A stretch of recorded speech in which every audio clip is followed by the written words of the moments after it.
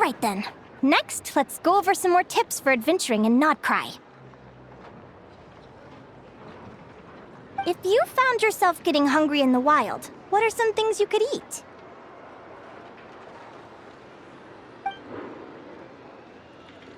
That's easy. Lacca berries, midsummer berries. There's loads of options. Correct! 10 points to you!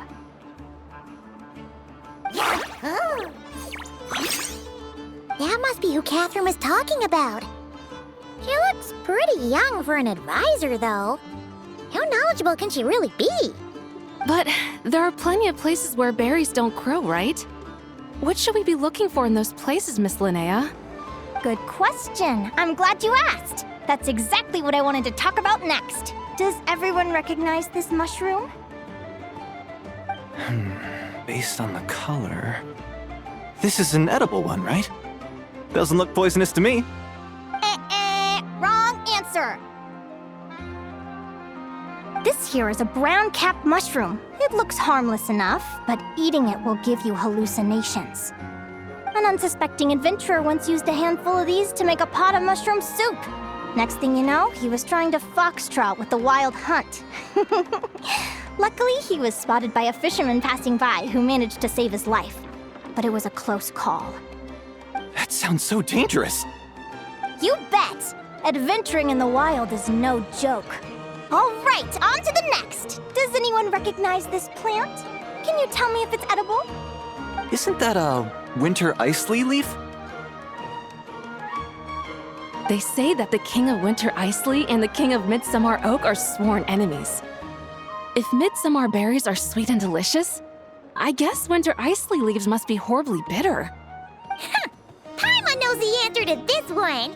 Winter Icely leaves might not taste good in food, but you can brew a nice tea with them.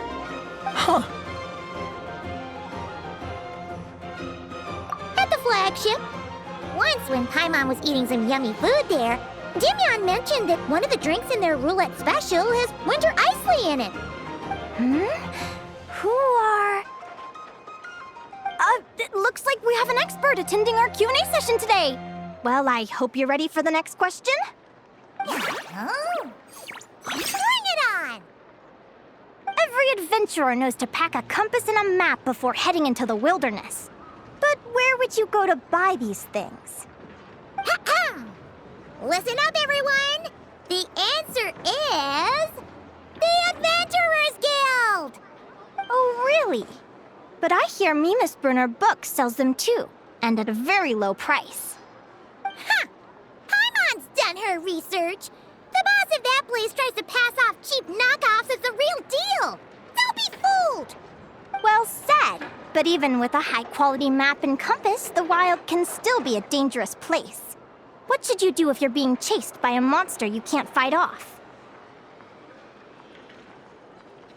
Correct!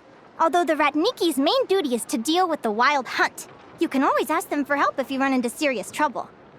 While we're on the subject, some adventurers have found they can use the territorial nature of radiant beasts to their advantage. Lure a monster into their territory, and they will fight each other instead of you. I wouldn't recommend doing this, though, as you may instead find yourself fighting two enemies instead of one. Final question. This is an important one. Which place in Nodcry is an absolute must-visit for travelers from abroad? Oh, that's a tough choice. There's the Frostmoon Enclave, Star Sand Shoal, Blue Amber Lake. They're all so pretty. Then there's the Voynich Guild, the flagship, and so many other shops worth visiting. In truth, there's no right answer to this question. But if you ask me, the place most worth visiting is right here, Speranza.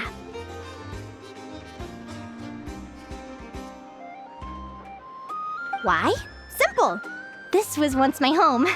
So this final question was more like a little bit of shameless self-promotion. You can get delicious Nodcry hot dogs and Lackaberry Madams. And if you're not too hungry, just order a slice of midsummer tort and listen to the entertaining rumors the children like to tell. That's it for today's lecture.